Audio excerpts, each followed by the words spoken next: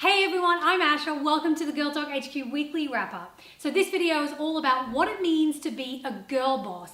And in case you're wondering, yes, I did just buy this book and I've started reading it and I've been really inspired so far. So I wanted to share my thoughts on what it means to be a girl boss. Just so you know, in this video, I will not be talking about a wage gap or gender inequality or sexism in the workplace, because while there are so many negative things out there that exist, that we all face, I also think it's important to focus on the positive and to acknowledge the great strides that women are making out there in the world in so many different types of industries. Obviously, we've got to be aware of some of the facts and figures and maybe some of the barriers that we come up against in certain industries which are typically male dominated. That shouldn't stop you as a woman, as a human being, for going after your dreams if you feel led to be in a certain industry. If you don't know much about this book, Girlboss, this is not a sponsored post for the book or the author, but I really want to encourage every girl to read this because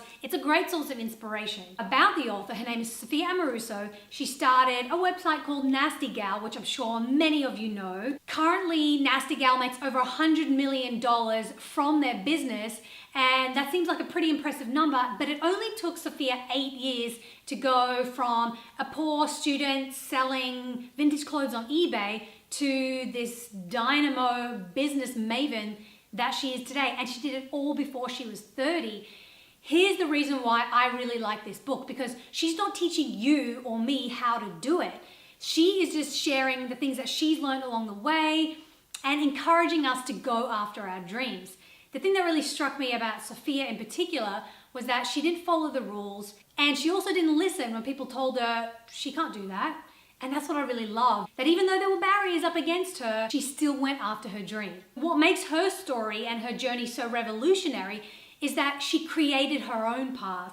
She saw how others did it before her, she saw how other people were successful, but she still forged her own path.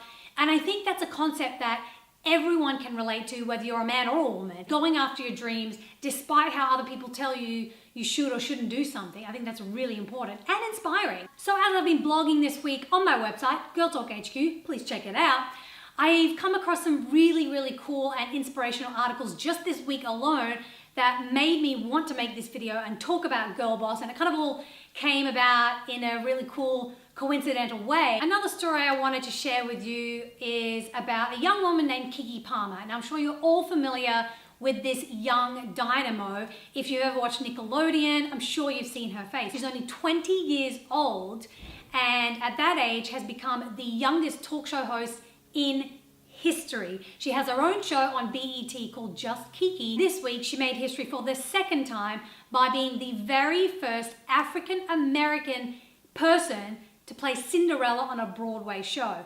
That's kind of awesome. I just want to say, when I was 20, I did nothing that made history, so go Keke. And she's acknowledged that while she's blazing trails for other women to come after her, she couldn't have done it if it weren't for other women before her, such as Brandy, singer Brandy, who played Cinderella in the 1997 telemovie. And to see a black woman play Cinderella, I mean, that's kind of huge, right? All of a sudden, now the representation of what a fairy tale princess looks like has widened.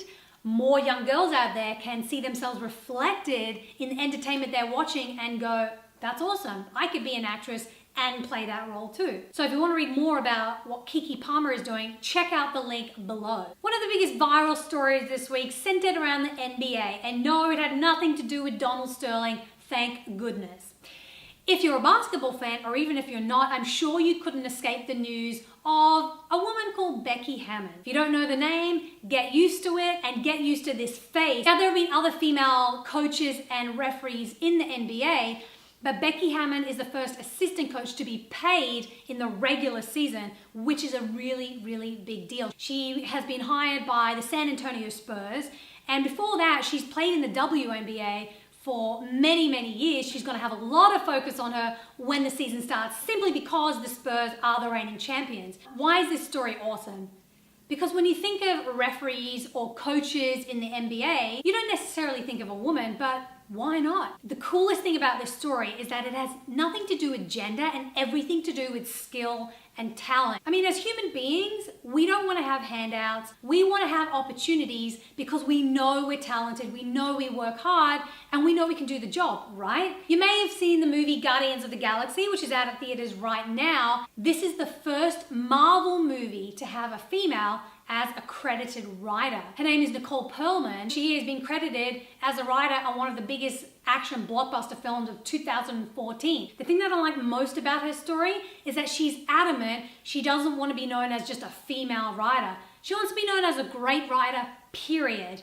While I think it's really important that other young girls and other writers in the industry see that it is possible for a woman to write an action film, to write a sci-fi film, I think it's more important for networks and for studios to realize that women are just as capable as men to be writers on these type of films, and it shows us that gender shouldn't be a barrier for anything. If you're good at the job, if you put in the hard work, if you're determined, what can't you achieve? I think it's really important to find role models and mentors and examples in your own life, not just out there in the celebrity world. Look to them for guidance, look to them for advice, learn from their mistakes. I think that's a really great way to equip yourself and move forward. Don't copy them because you want to be the best version of yourself. You don't want to be a reductive or second-rate version of someone else who succeeded. And I will tell you, and this is what Sophia says in her book, it will not be easy. When you put yourself out there in the world, when you go after something you believe in, you're going to get criticism. Should that stop you? No. Use all that negativity as motivation and determination to go even harder after those dreams. It may seem difficult at the time, but that just means you're being refined and you're getting closer and closer to that goal. Visualize it, write it down, get a support group going. You've heard my thoughts on the topic, you've seen some great examples. I want to know from you guys, what does it mean to you to be a girl boss? Share your comments below, share your advice, share your stories, and inspire other people around you. Don't forget to check out girltalkhq.com if you want to see more examples of so many different female trailblazers in a variety of different industries, because guess what? They are out there. Please subscribe to my channel, Girl Talk HQ, because every week I'm going to be bringing in a different topic that is on my mind and that I want to discuss with my audience. So subscribe to Girl Talk HQ and I will see all you girl bosses next time.